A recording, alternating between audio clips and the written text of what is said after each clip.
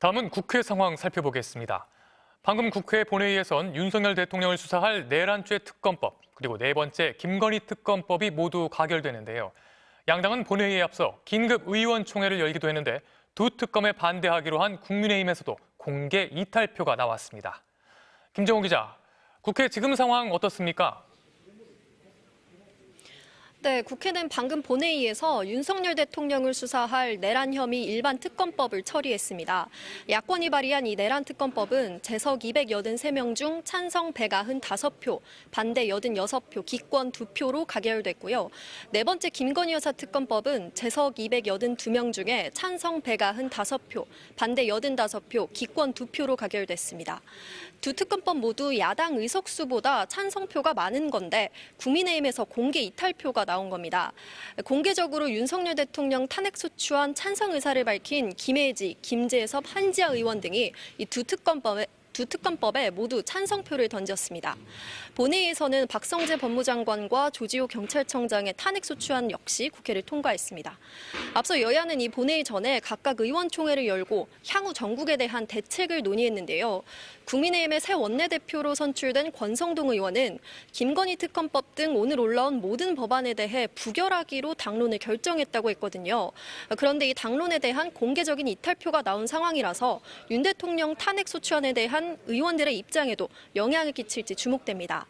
권신임 원내대표는 윤 대통령의 탄핵안에 대해서 오늘 보고사항이 아니라 논의하지 않았다고만 짧게 말했는데 다만 취임 일성으로 앞서 여전히 현재 당론은 탄핵 반대라면서 이 당론을 바꾸려면 의총에서 결정해야 한다라고 밝힌 상태입니다.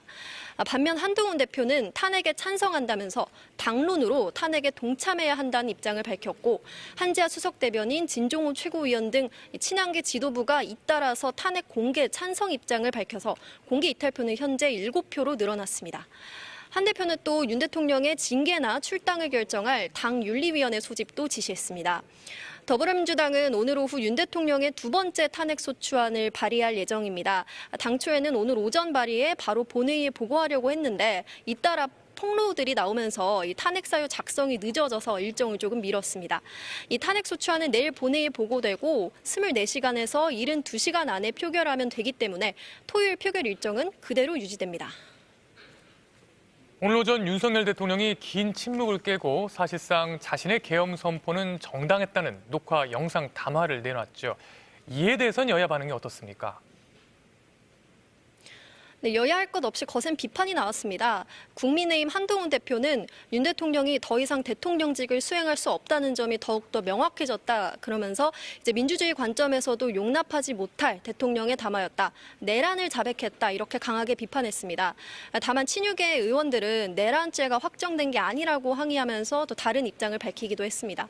야권도 거세게 반발했는데요. 더불어민주당 이재명 대표는 윤석열 대통령을 왜 직무에서 배제해야 하는지 명확하게 보여줬다면서 탄핵은 국가를 위해 필요하다는 것을 본인이 증명한 것이라고 했습니다. 민주당은 또 헌정수호를 위반하고 실패할 계엄을 기획했다라는 발언은 극단적 망상의 표출이고 불법 계엄 발동의 자백이라고도 몰아붙였습니다. 조국혁신당은 이 30분에 걸친 구구절절한 변명과 고도의 통치행위라는 주장은 중대범죄 피의자의 자기 변론이며 망상장애와 편집증이 심한 사람의 헛소리라고 밝혔습니다. 개혁신당은 법정에 들어가야 할 범죄자의 최후 진술이 대국민 담화로 나왔다면서 탄핵소추안을 오늘 본회의에 보고해서 내일 바로 처리하자고 제안했는데 이 탄핵소추안 발의 일정이 미뤄져서 이 제안이 현실화되기는 어려워 보입니다. 민주당을 비롯한 야권 정당은 오늘 비상계엄 사태에 대한 국정조사 요구서도 국회에 제출했습니다. 지금까지 국회에서 전해드렸습니다.